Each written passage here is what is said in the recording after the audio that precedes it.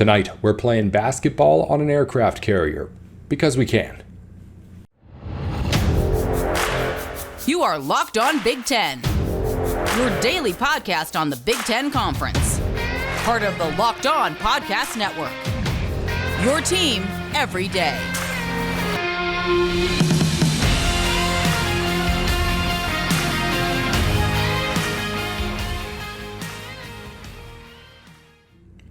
Welcome into Locked On Big Ten, everything you need to know about the Big Ten Conference every day of the week. Coming up on today's show, we've got a big matchup tonight between Michigan State and Gonzaga on the hardwood outside, in fact, at sea.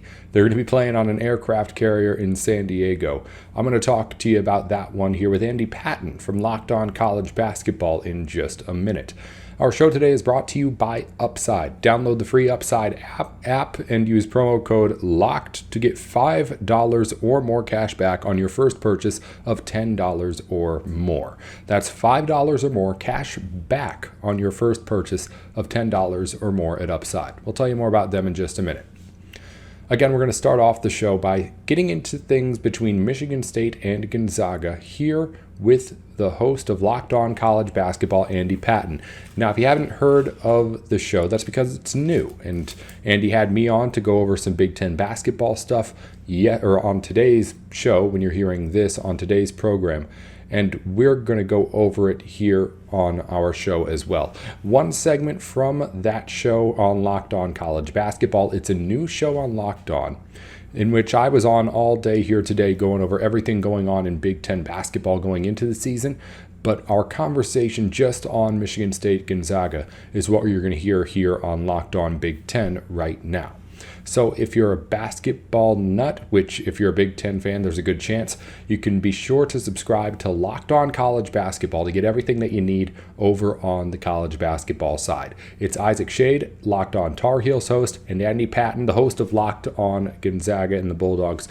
Those two guys know their stuff and are talking college basketball every day, just like we do with the Big Ten here. So if you need more college basketball fix, you can get more every day over at Locked On College Basketball, a new show here from Locked On.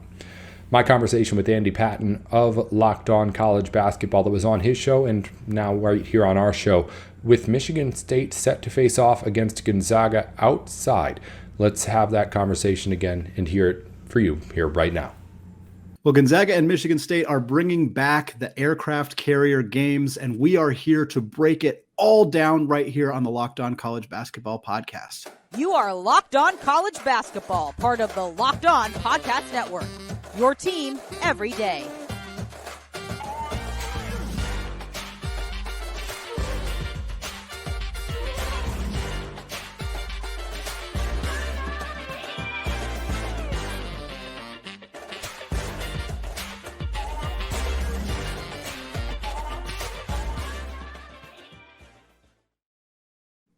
What is up? Welcome to the Locked On College Basketball Podcast, a daily college basketball podcast brought to you by the Locked On Podcast Network. I am your host, Andy Patton. Today's episode is brought to you by Underdog. Sign up on UnderdogFantasy.com with promo code Locked On, and you'll get your first deposit doubled of up to $100. All right, I'm thrilled to be joined today on Friday, the final episode of the first week of the Locked On College Basketball Podcast. Joined here today by Nate Dickinson, the host of the Locked On Big Ten Podcast, to help break down this Gonzaga-Michigan State game. Nate, I want to start by asking you just what was your initial reaction to finding out that we're bringing this game back? It's been about a decade since we've seen a game like this. What was your first thoughts when we found out it was coming back? I guess not surprised that the game's coming back. It's a fun thing to do at the beginning of the season. College basketball likes to do fun things at the beginning of the season. So bringing it back makes sense. A little surprised that they brought Michigan State back to play in it again.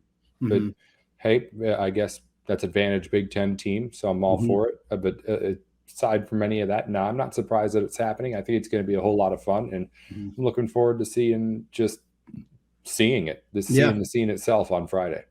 Yeah, it's funny. I think there's a kind of a split reaction to these kind of games. Some people they have a fear about the injuries and the court conditions and stuff like that. And there's also people who absolutely love it and love the uniqueness and the beauty of it. And certainly, even when you look at the last times these games happened, some of them went really well and they were gorgeous settings and everybody had a really good time and the game went off without a hitch.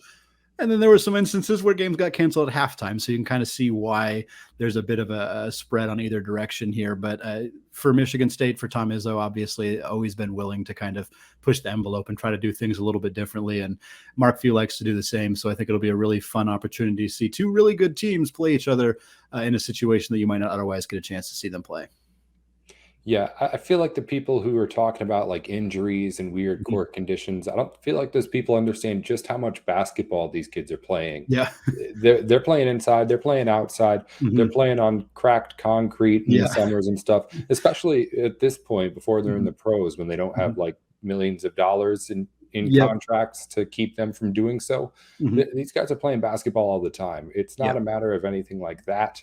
I Mhm. mean, I'd more than anything else give Michigan State the advantage, not Mhm. because it's on an aircraft carrier, but because Mhm. it's Tom Izzo coaching on a neutral court. I Yeah. mean, Yeah. beginning of the season, this is the kind of game that a Michigan State team that's an underdog ends Mhm. up competing and winning. Absolutely. Well, let's talk about the matchup here. Obviously, for the Zags, they lost Chet Holmgren, they lost Andrew Nembhard. I think for most teams in the country, losing two NBA players, a guy who was picked second in the NBA draft, highest rated recruit in program history, in Chet, a guy like Andrew Nembhard, who is having a very successful NBA career so far and was a truly excellent point guard. I think you look at that and you'd think that most teams would take a pretty significant step back, but the Zags have the ability to return Drew Timme, a National Player of the Year contender, Julian Strawther, a potential first-round pick, Rasir Bolton, an outstanding combo guard who was really good for the Zags last year, really good at Iowa State a couple years before that.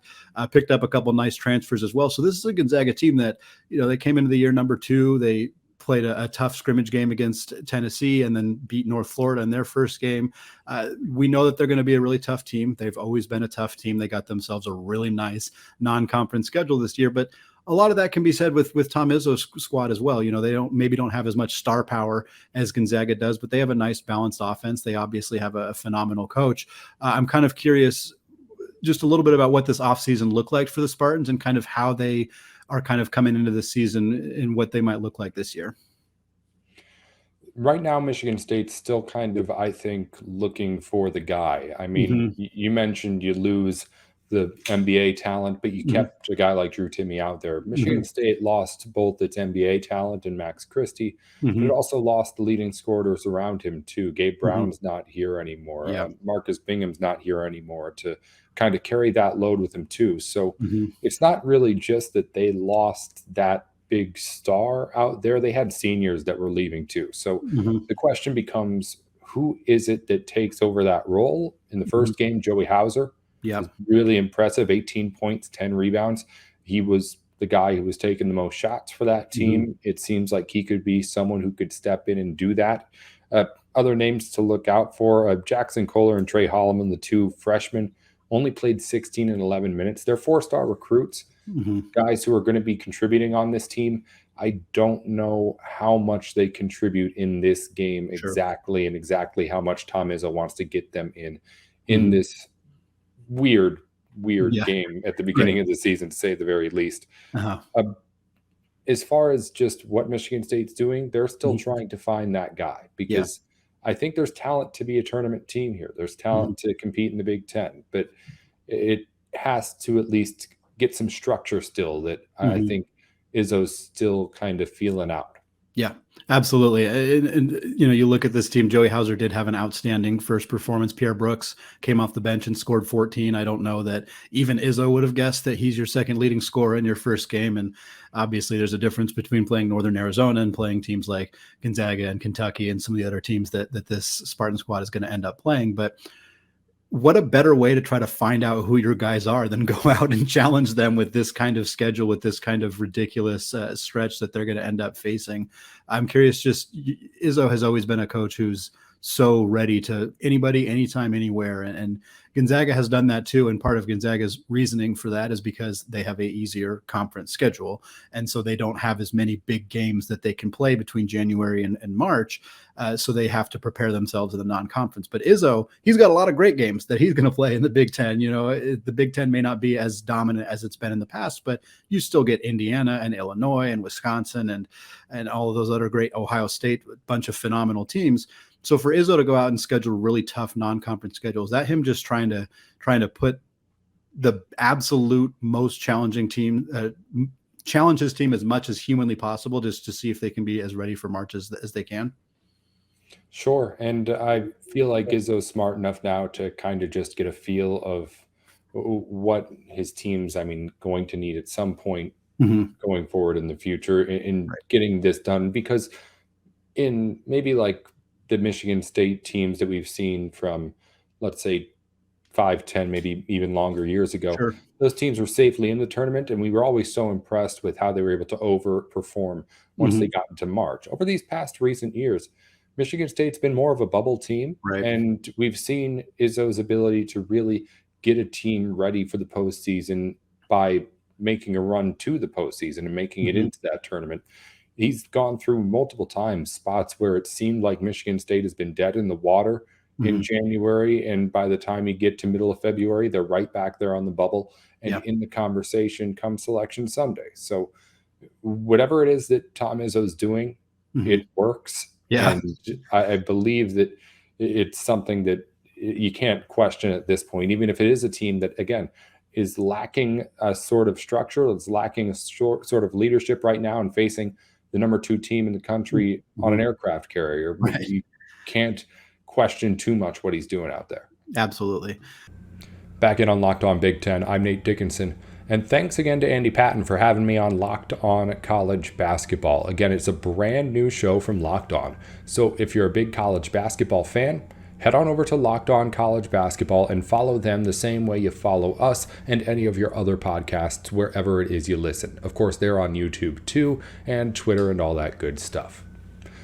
Before we get into the rest of the program here on our show today, Upside is the app that can get you cash back on any purchase that you make. Cashback apps have been around for a while now, but Upside's just the best of them all. Every single dollar that you spend, you can get cash back for it with the Upside app, and it really is simple. To get started, download the free Upside app. Use my promo code LOCKED and to get $5 or more cash back on your first purchase of $10 or more. Next, claim an offer up to whatever you're buying on Upside. Check in at the business, pay as usual with credit or debit card, and get paid. It really is that easy. In comparison to credit card rewards or loyalty programs, you can earn 3 times more cash back with Upside. Upside users are earning more than $1 million every week. That's probably why they have a 4.8 star rating on the App Store. Download the free Upside app and use the promo code LOCKED to get $5 or more cash back on your first purchase of $10 or more. That's $5 or more cash back on your first purchase of $10 or more using promo code LOCKED at Upside and the Upside app. Let's get into the other game that you may be interested in tonight in basketball in the Big Ten. Wisconsin's facing off against Stanford on a baseball field. Big Ten just can't get onto an actual basketball court inside a gym, it seems. Michigan State's in an aircraft carrier. Wisconsin's playing in where the Brewers play against Stanford.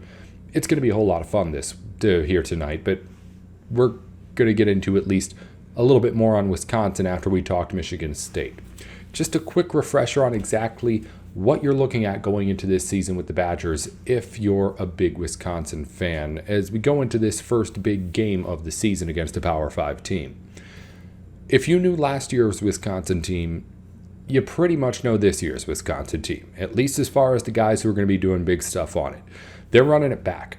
Tyler Wall is back. Chucky Hepburn is back. Those are going to be your 2 main guys. But the big question, of course, becomes then who replaces Johnny Davis? Who replaces a guy like Brad Davison in the leadership role and from a senior side for Wisconsin? Those are all questions that need to be answered. And for Wisconsin, you're really just hoping that somebody can have that same kind of big leap this year that Johny Davis had last season. Because Wisconsin wasn't projected to do all that much in 2021 as far as the Big Ten goes. They come out and obviously compete, win the Big Ten. Now they come back again, similar story. I don't think a lot of people are expecting much from Wisconsin this year. But you've got a guy like Chucky Hepburn out there who has shown the flashes of being able to at least be a dynamic scorer. Can he do it consistently? Is it fair to expect him to do it at the same level as Johny Davis? No, of course not. But he's somebody. And if you're looking for the hope on what makes Wisconsin a contender in the Big Ten this season, it's not going to be any sort of new incoming talent. This team has one 3-star freshman coming in, and transfer talent too. But as far as just what Wisconsin is as a basketball team, it's a lot of what they were last year minus 2 of their best guys. And that's a big problem, and it's something that needs to be fixed. They're hoping that guys like Tyler Wall can do it, that a guy like Chucky Hepburn can step up and be an all Big Ten kind of player, because he's shown, again, in big-time games that he can be that. They're also going to rely on a guy like Max Klesmit, a transfer from Wofford, who had big minutes in the first game that Wisconsin played. He's someone who's going to be in the rotation, going to be doing a lot here for this Wisconsin team. So if you're someone who's at least trying to figure out, okay, what's different about this year's Wisco squad, if you're turning on that game, look at Max Klesmit. See exactly how he's being used in that matchup, because that might give you a little bit more of a hint. But if you're a Wisconsin fan, or if you're at the very least a Big Ten fan who follows the basketball pretty consistently, you're not going to have to look up many names on this Wisconsin team. Yes, there will be bigger names and guys making bigger names for themselves that come out of just having to fill shoes. But as far as just who these players are, we got to wait to see what they can do this year compared to last before there's any sort of reason to suggest that we're going to have another kind of miracle run like we did last year for Wisconsin. But hey, that's the kind of stuff you watch these early season games for. Find out who is going to be the guy that steps up. Is it Chucky Hepburn? Is it Tyler Wall? Is it Max Klesmit? Is it somebody else? You get the feel for that when you're watching these kind of early games, even the ones that aren't the pushover games, the ones that matter against a Stanford on a baseball diamond. That's a look at what's going on with Wisconsin as we get into tonight's basketball action around the Big Ten. Of course, we got football coming up here this weekend as well. Before we wrap up the show, a reminder that BetOnline is the place to go for all of your online sports betting needs. If you need to find a line for a game, it's going to be on BetOnline. If you've heard a line here on the show or any other Locked On podcast, it's coming from BetOnline. So if you want to either play with us, fade us, or anything in between, you can go on over to BetOnline and make sure that you're getting all the lines and odds that you could ever want, and at the best prices too. It's BetOnline, where the game starts. Before we wrap up, a quick look around the schedule for tonight in the Big Ten. Of course, Michigan State's playing at Gonzaga. I think they're listed as the road team. It's in San Diego on an aircraft carrier. It's at 7 p.m. Eastern on ESPN. Also, Wisconsin plays against Stanford. That's at 7:30. It'll be on FS1 on the baseball field where the Brewers play in Milwaukee. Big matchups in field hockey, of course, across the board. The NCAA field hockey tournament starts up tonight. All 5 Big Ten teams in the tournament, Michigan, Northwestern, Penn State, Iowa, and Maryland, are hosting matchups here today. And also a couple of big matchups in hockey tonight. Number 3 Michigan is on the road at number 18 Notre Dame for a matchup at 7:30. That'll be on Peacock, actually, of all places. And number 8 Penn State is at number 1 Minnesota for a top 10 matchup. That one will be available on Bally Sports North if you're in the area. That's all for the Big Ten schedule here for the day. Those field hockey matchups are all available on Big Ten Plus if you're a subscriber too, if you're interested in getting in that NCAA tournament action. And also, we'll have more for you here tomorrow as Big Ten football gets going, and we'll have some post-game podcasts for you reacting to everything that happens throughout the day in Big Ten football. That's coming up tomorrow. Be sure to, until then, subscribe to Locked On Big Ten. I'm Nate Dickinson. You can follow us on Twitter wherever you get your podcasts, and on YouTube at Locked On Big Ten. That 10 at the end is 10, not TEN when you're typing it out. And I'm Nate Dickinson. Again, my personal Twitter is Nate with Sports. Until next week, or tomorrow if you want to tune in on the weekend. This has been Locked On Big Ten.